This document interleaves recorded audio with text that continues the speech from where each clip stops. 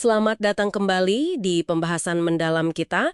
Oke, kali ini kita mau bedah nih kumpulan artikel dari Harvard Business Review soal kecerdasan emosional. Yap, Fokus kita spesifik banget. Gimana sih empati itu bisa jadi kunci gitu ya buat rapat yang efektif. Apalagi kalau udah menyangkut memahami dan ngelola konflik dalam tim. penting ini. Anda pasti pernah kan masuk ruang rapat terus hawanya tuh langsung kerasa, wah ini positif banget. Atau sebaliknya, duh kok tegang gini. Nah, ternyata ada penjelasannya loh. Benar banget. Nanti kita coba lihat ya, gimana emosi itu nular banget di rapat, kayak virus gitu. Hahaha, iya ya. Terus kita coba gali juga, akar konflik itu sebenarnya apa sih? Seringkali kan lebih dalam dari yang kelihatan. Dan peran pemimpin sama peserta juga penting banget buat bangun suasana empati. Ada tantangannya juga pastinya. Oke. Ini bukan cuma teori loh ya, tapi lebih ke wawasan praktis dari riset perilaku sama pengalaman di lapangan. Siap. Mari kita mulai dari yang tadi disebut soal penularan emosi. Ada konsep menarik nih di HBR soal ini. Intinya, emosi positif kayak optimis, semangat bareng gitu. Itu nular. Iya, nular dan bisa bikin kita mikirnya lebih jernih, lebih kreatif. Tapi sebaliknya nih, kalau udah penuh amarah atau saling ngerendahin gitu ya, Wah, itu bahaya. otak kita langsung masuk mode defensif. Jadi kayak mau lawan, atau lari, atau malah diem aja gitu, beku.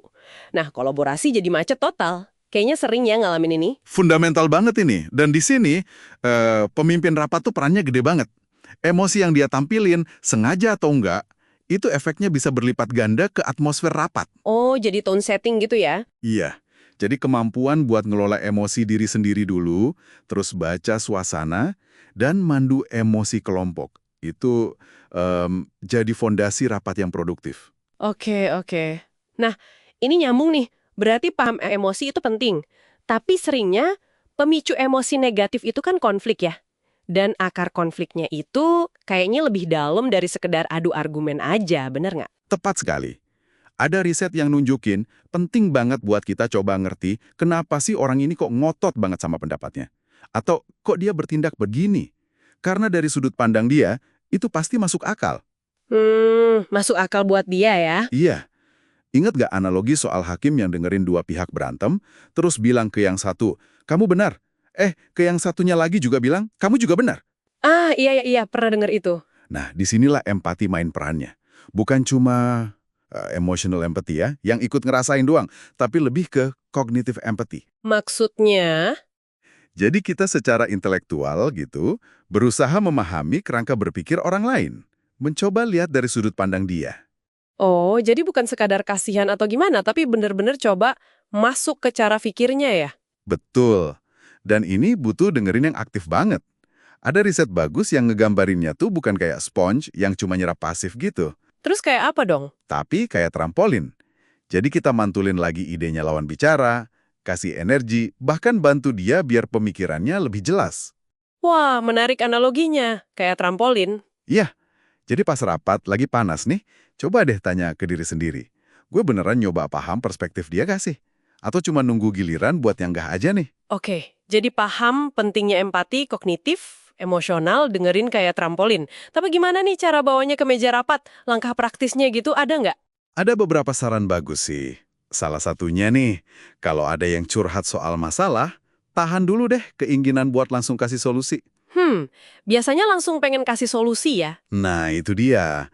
Coba tunjukin dulu kepedulian yang tulus. Bilang aja, wah, kayaknya berat ya. Atau, saya bisa bayangin itu pasti sulit.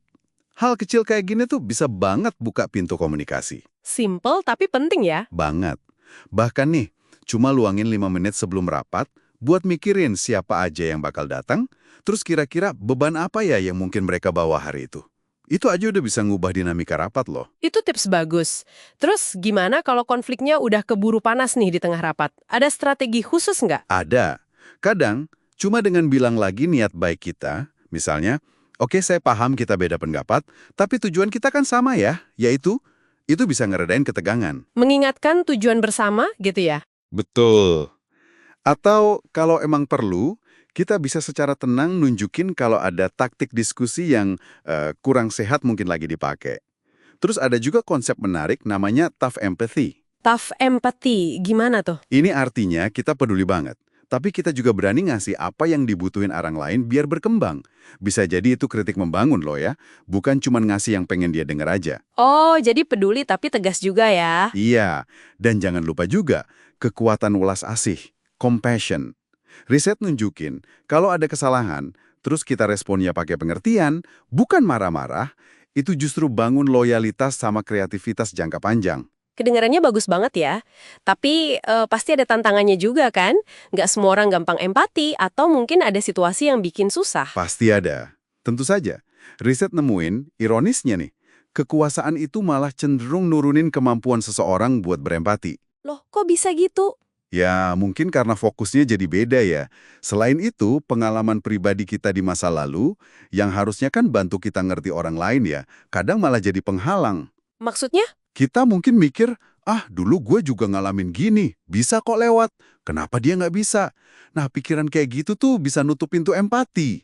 Wah, iya juga ya. Ada lagi nggak jebakannya? Ada. Empati terus-terusan itu capek juga secara mental. Ada istilahnya compassion fatigue. Kelelahan berempati gitu ya? Betul.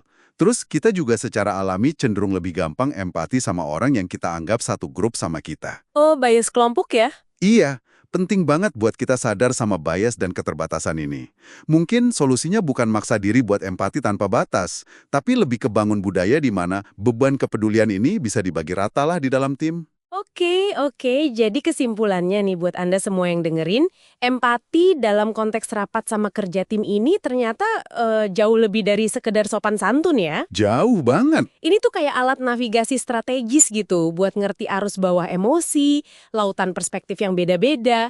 Jadi kunci buat ngubah potensi gesekan jadi kolaborasi yang solid. Nah, sebagai penutup nih, mungkin satu hal buat Anda renungkan. Gimana kalau tujuan utama rapat yang sukses itu bukan selalu harus sepakat 100%, Terus apa dong? tapi lebih ke mencapai tingkat pemahaman bersama yang cukup dalam, sehingga kita bisa ngelola ketidaksepakatan itu sendiri secara konstruktif. Menarik. Mengelola ketidaksepakatannya. Iya.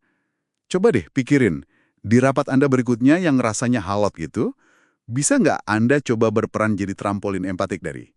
Bantu mereka biar merasa didengerin, bantu memperjelas idenya, meskipun mungkin Anda punya pandangan yang beda banget.